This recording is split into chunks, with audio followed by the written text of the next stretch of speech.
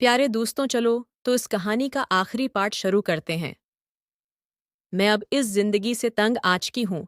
अकेले ही सारी मुश्किलों से लड़ना पड़ता है। राहील तो मेरे सहारे के बगैर बस्तर से भी नहीं उठ सकते। अगर मेरा कोई बच्चा होता तो शायद मेरी जिंदगी आसान हो जाती। किसी कमजोर लम्हे की नजर होकर मैंने अपने दिल का हाल हसीब के आगे बयान कर दिया था। मेरी बात सुनकर हसीब मुस्कुराकर कहने लगा, तो बाजी बच्चा कर लो, इसमें क्या परेशानी है। हसीब की बात पर मैं शर्मंदा हो गई। अब मैं उसे कैसे बताती कि राहील बस्तर से लगा था और वो इस काबिल नहीं था कि हम बच्चा पैदा कर सकते। शादी के शुरू के सालों में राहील नहीं चाहता था कि हम बच्चे की झंझट में पड़ें, और जब हमने बच्चे की ज़रूरत महसूस की तो राहील इस काबिल नहीं रहा कि बच्चा पैदा कर सके। उसे अचानक ही फालिज का अटीक हुआ था और उसके बाद वो किसी काबिल नहीं रहा। मोहब्बत की शादी आहिस्ता आहिस्ता मजबूरी की शादी बन गई, और अब मैं मजबूरी में ही राहील का साथ निभा रही थी, क्योंकि उसके अलावा मेरे पास कोई रास्ता नहीं था।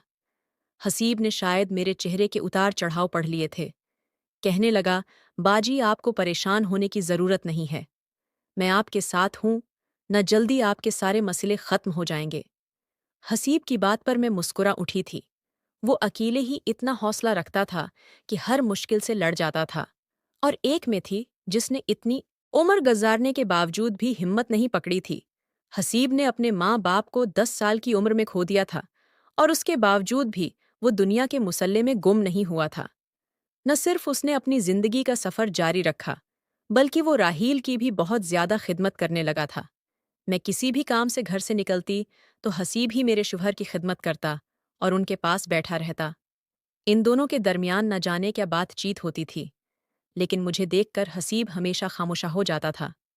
हसीब ने मुझसे वादा किया था कि वो मेरी हर कमी को दूर कर देगा, और उसके उस वादे पर मैं मुस्कुरा उठी थी।